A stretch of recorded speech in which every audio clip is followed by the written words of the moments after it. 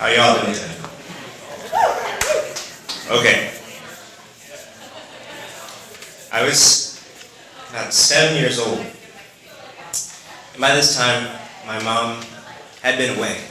Away from the country, away from us. She had been a traveling nurse, and she had already come here to the States and had been working here as a nurse. And sending money back to us to, help support the family. So, being the eldest, it falls upon me to be brave, to act strong in front of my brother and my sister, not just show sadness or anything like that. Keep them up, hold them up. And I have been doing very well, so, for several years now. 1987 or so, my mom was coming back for Christmas, and it was a big, big excitement for all of us. We've been really waiting for all of this. So finally she comes, December 24th, we're all excited.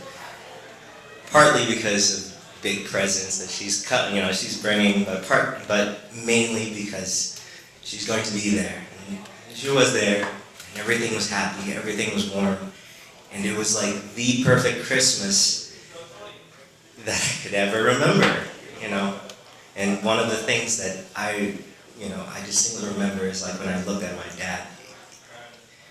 He smiled a lot easier. He was quicker to make jokes. He was just grinning from ear to ear. And that just really warms me up every single time I think about that. And of course, my mom, she'd give us the biggest hugs to the point where, you lose breath, Here's a mother been missing her children. She just couldn't let you go. So, the time that she was there after Christmas, just putzing around, looking at the house, and she'd come and talk to us individually, and I'd come to her, and she'd ask me, how are you doing? How's school? You're doing great. I was like, yeah, I'm good, I'm okay. And then just, I don't know, I was like, hey mom, I have this thing, this lump right here. I pointed right at my groin. And she looked at it, and she's like, okay, all right, we'll set something up, we'll call the doctor, we'll have you checked out. So when she mentioned doctor, of course I'm freaking out already. I'm like, okay, cool, try to be a strong kid. So a couple of days go by, we end up going to the big city, we see the doctor examines me, it's like, okay, it's no big deal, it's a hernia. We'll schedule an operation, to get it fixed. And my mom's like, okay, cool. It's like, when's the operation? It's like, okay, the operation's going to be a couple of weeks from now. And he names the date, and my mom says, oh, that's the date I actually have to leave back for the States. And the doctor said, oh, I'm sorry, this is the only time. And my mom's like, well, I want to be here for the operation, so okay, let's schedule that, let's do that. So a day comes, I go in, bravest face ever. Stoic, to the best a 7-year-old can do. And then I lost it once they start stripping me down, completely naked and laying me down on a gurney, super cold, start crying. And then everybody's in gown, everybody's in mask, they stick needles on me. And then they tell me to start counting back from 10. So I do 10, 9, out. I wake up and everything hurt.